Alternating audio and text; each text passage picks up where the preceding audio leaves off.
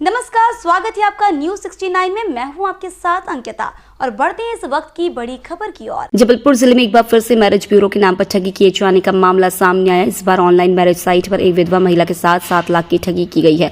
प्राप्त जानकारी के अनुसार विधवा महिला ने दोबारा विवाह के लिए ऑनलाइन मैरिज वेबसाइट पर प्रोफाइल बनाई थी। कुछ समय बाद उसे विनय राजपूत नामक व्यक्ति का संदेश मिला जो शादी करने का इच्छुक था। विनय ने खुद को बैंक का बड़ा अधिकारी बताया और अन्य नामों जैसे फिरदौस और प्रखर सिंह से भी आईडी बना रखी थी। विनय जबलपुर आकर महिला को अपने रिश्तेदारों से मिलवाने के बहाने मुंबई ले गया। वहां कुछ दिन घुमाने के बाद वह उसे सूरत ले गया और वह एक होटल में ठहराया। उसने महिला के जेवरात होटल के लॉकर में रखवा दिए और उसे ब्यूटी पार्लर छोड़कर अपनी बहन से मिलने का बहाना बनाया। विनय महिला के जेवरात और अन्य जरूरी सामान लेकर गायब हो गया। महिला ने ब्यूटी पार्लर में देर शाम तक विनय का इंतजार किया, पर जब वह नहीं आया तो मायूस होकर वापस होटल गई। वहां पहुंचकर जब उसने होटल के लॉकर को देखा तो वह खाली था। महिला के साथ 7 लाख रुपए की ठगी हो चुकी थी। महिला ने सूरत पुलिस से शिकायत की और फिर फेसबुक के जरिए गुलाबी गैंग की कमांडर पूर्णिमा वर्मा से मदद मांगी। पूर्णिमा वर्मा ने महिला को सुरक्षित जबलपुर पहुंचाया और वहां पहुंचकर पुलिस को सूचित किया। गुलाबी गैंग की पूर्णिमा वर्मा ने जबलपुर पुलिस अधीक्षक को हटाने की मांग की है। उन्होंने कहा कि नए कानून के तहत व्हाट्सएप पर शिकायत भेजने के बाद भी पीड़िता को इंसाफ क्यों नहीं मिला है। इस मामले में उचित कार्रवाई न होने के कारण जबलपुर पुलिस अधीक्षक को हटाने की मांग की गई है। जबलपुर से न्यूज 69 के लिए वाजिद खान की रिपोर्ट।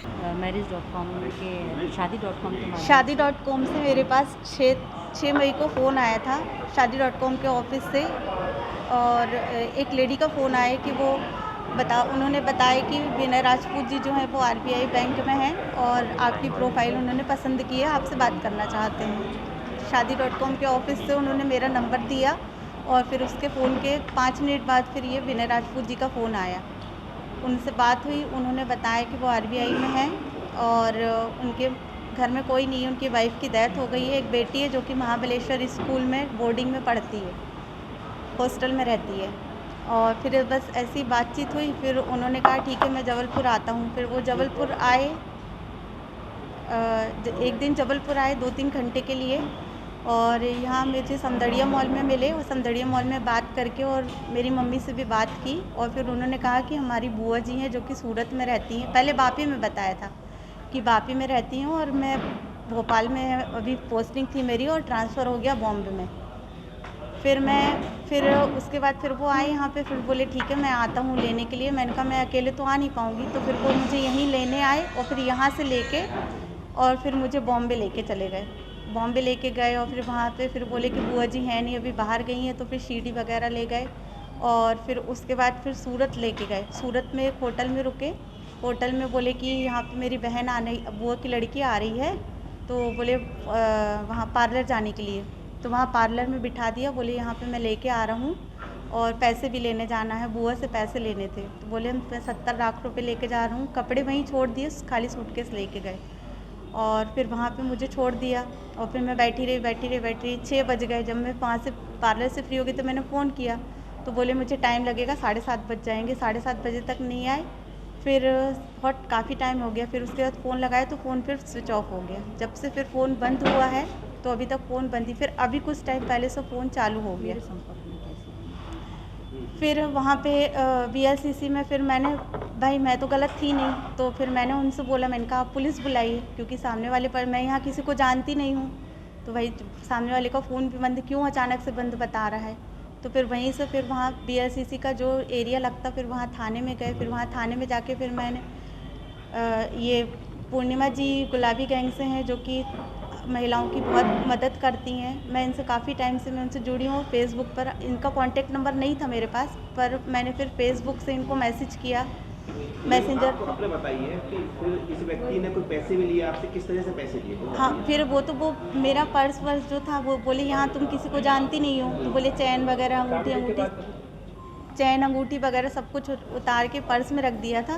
बोले पर्स यहीं, कंगन वगैरह जो भी सामान था, तो बोले पर्स यहीं कार में ही रखा रहने दो और अभी थोड़ी देर में मैं लेके आता हूँ अपनी बहन को। और फिर बस वो पूरा सामान, ATM, फ़ोन और आधार कार्ड, पैन कार्ड लॉकर में जो रखा था वो भी सब, होटल के लॉकर में जो रखा था सामान वो भी, और ATM मेरा चेक किया हुआ साइन, और बैग में जो पर्स में जो पैसे थे, पूरा ज्वेलरी वगैरह सब लेके जो गायब हुए, तो आज तक कोई पता नहीं। अच्छा, आपके अकाउंट से पैसे डिटेक्ट हुए हैं? हाँ। कितने बार में वो कितने पैसे निकले अभी तक? वो तो ऐसे बहुत बार में मैं उसका स्टेटमेंट अभी निकाल नहीं फिर पाई भी हूँ। एक्चुअल क्या है, मुझे वहाँ से ना लॉक करवाना पड़ा था तुरंत ऑनलाइन। फिर मैंने वहाँ से जब मेल पे मतलब वो कुछ समझ में ही नहीं आ रहा था, तो तुरंत अकाउंट का मुझे पता, तो मैंने फिर ऑनलाइन अकाउंट बंद कराया। कितने पैसे निकले? मैं कुछ नहीं, मेरी हाउस वाइफ हूँ। कितने पैसे निकले आपको? 4 लाख के आसपास। पता नहीं चल पाया कौन है ये व्यक्ति दोबारा? नहीं, फिर वो मैंने शादी.com से भी पता किया, मगर रिटर्न वहाँ से कुछ पता ही नहीं चला, क्योंकि वो ऑफिस में से जो नंबर आते रिटर्न उस फ़ोन पे कॉल लगता नहीं है। शिकायत आपने थाने में की है? इसकी शिकायत मैंने वहीं BLCC के उमरा थाने में भी की, और फिर जो होटल में जो थाना लगता है वहाँ पर भी की। वो हाँ, सूरत से, और फिर यहाँ जबलपुर में भी की। तो मैंने कहा फिर अभी फ़ोन चालू भी हुआ है, बाकायदा वो बंदा फ़ोन चालू किया है, व्हाट्सअप भी चला रहा है और दूसरे नंबर से बात भी कर। तो मैं सूरत में भी मैं कांटेक्ट कर रही हूँ, और यहाँ पे भी कि आप साइबर सेल में नंबर दे के कम से कम ये तो पता कर सकते कि भाई सामने वाला कहाँ पर है, मगर कोई सुन ही नहीं रहा है। वो सूरत वाले कहते हैं आपका स्टेट चेंज है, जबलपुर जाके बात करो। जबलपुर में आए तो जबलपुर वाले कहते हैं थाने वाले कि तुम्हारा केस वहाँ सूरत में हुआ, तो सूरत में अब मैं क्या करूँ, मैं फिर सूरत जाऊँ। आप क्या चाह रहे हैं? मैं तो ये चाह रही हूँ कि उसका बंदे का पकड़े जाना बहुत ज़रूरी है, और उसका फ़ोन एक आखिरी रास्ता वही है उसको पकड़ने का। क्या लगता है आपको कि ऐसे और भी लड़कियों के साथ? अरे आज मेरे साथ हुआ, हो सकता पहले भी किसी और के साथ, और आगे किसी का ना खराब हो ना। आज एक और मामला आ गया ऐसे। एक और मामला आज आया है ऐसा सुनने में कि एक और के साथ केस हुआ। ये बताएं। ठीक है मैम, थैंक यू। पूर्णिमा वर्मा, गुलाबी गैंग।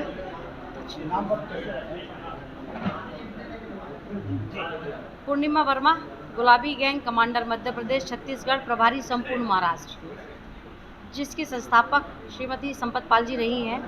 और आज गुलाबी गैंग फिर से एक बार जबलपुर में अपनी हुंकार भरने के लिए तैयार है।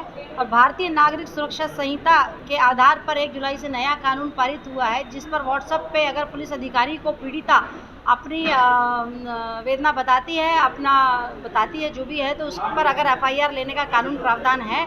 अगर अपनी तकलीफ को पीड़िता बताती है और इस स्तर पर यहाँ पर पुलिस अधीक्षक के द्वारा कोई कार्यवाही नहीं की गई, जिसके चलते मुझे आज जबलपुर आना पड़ा। और मैं मध्य प्रदेश सरकार के संज्ञान में ये बात लाना चाहती हूँ कि जबलपुर जैसी संवेदनशील जगह पर, जहाँ की अपराध एक बड़े स्तर पर बढ़ता जा रहा है, मर्डर, लूट, डकैती के साथ साथ आज सोशल मीडिया यहाँ पर एक्टिव हो गया, जो एक बड़े रैकेट और स्कैंडल चला रहा है। इस पर अगर पुलिस कानून व्यवस्था लगाम नहीं कसती है, तो मुझे लगता है कि निष्क्रिय रूप में यहाँ पर जो SP पदस्थ हैं श्री आदित्य प्रताप सिंह जी, ऐसे पुलिस अधीक्षक की जबलपुर को ज़रूरत नहीं है। और मैं माननीय मुख्यमंत्री श्री मोहन यादव जी से गुहार लगाती हूँ कि तत्काल प्रभाव से जबलपुर पुलिस अधीक्षक महोदय का यहाँ से रवानगी डालें, और ऐसे SP को जबलपुर को दे जो कि जबलपुर की कानून व्यवस्था की लगाम कस सके, जिससे मध्य प्रदेश में आज जबलपुर जो अपराध में धधक रहा है, इस पर पूर्ण रूप से लगाम लगा सके। ये जो फरियादी है, मैं उस समय अपने प्रवास पर मुंबई में थी, और इसने फ़ोन के माध्यम से मुझे अपनी वेदना को बताया कि मैं यहाँ उलझ गई हूँ, मेरे साथ इतना बड़ा फ्रॉड सूरत में हो गया है। और फ़ोन से जैसे ही इसने मुझे जानकारी दी, तो मैंने तत्काल प्रभाव से वहाँ से जबलपुर पुलिस को संपर्क किया, सूरत पुलिस को संपर्क किया, और वहाँ पर तमाम जितने आप चौथे स्तंभ पत्रकारिता को उसमें संपर्क में लाते हुए इस परिवार को सुरक्षित रूप में जबलपुर में पहुँचा पाई। किस साइट से और कितने का फ्रॉड इनके साथ? इनसे शादी.com, मैरिज.com साइट से एक युवक ने अपना विनय राजपूत करके जो फर्जी ID के आधार पर संपर्क किया, जिसमें फिरदौस लिखा, जो लव जिहाद का एक बड़े रूप में सामने आया है मामला। इसने शादी.com के माध्यम से संपर्क किया, और इनके होटल में रहने के बाद जो लॉकर में ज्वेलरी रखी हुई थी, वो ज्वेलरी लेकर गया, बैंक से इनके पैसे उड़ाए, 3.5-4 लाख के आसपास का अमाउंट भी बता रही हैं, जो कि उसने इनकी आधार ID, ATM, Paytm, SIM, KYC नौकरी पर चढ़ाने के नाम से इनको हासिल कर लिया था।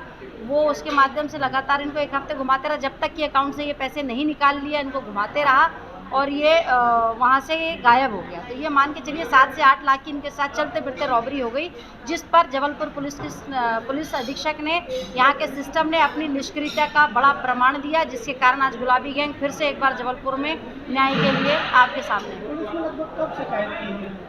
पुलिस को जून से 30 जून के आसपास शिकायत इनके पास व्हाट्सएप में लगातार आ रही थी, और जब 1 जुलाई लग गया था तो और 1 जुलाई के बाद में BNSS कानून लागू हो जाता है, तो जब व्हाट्सएप पर लगातार मेरे द्वारा, पीड़िता के द्वारा पुलिस अधीक्षक के व्हाट्सएप पे जानकारी जा रही है, मैंने IG साहब को भी इसकी जानकारी दी, यहाँ पर महिला डेस्क पर भी जानकारी दी, तो जब इतनी जानकारी लगने के बाद अपराधी के दोनों नंबर चालू होने के बावजूद आप उसको ट्रैक नहीं कर रहे साइबर के माध्यम से, इसका मतलब हमारा समाज बहुत बड़े खतरे को सामने देख रहा है। पुलिस प्रशासन की लचर व्यवस्था, निरंकुशता यहाँ पर बड़े सवाल खड़े कर। इस खबर पर आपकी क्या है राय, हमें कमेंट सेक्शन में जरूर बताएं। तब तक के लिए धन्यवाद।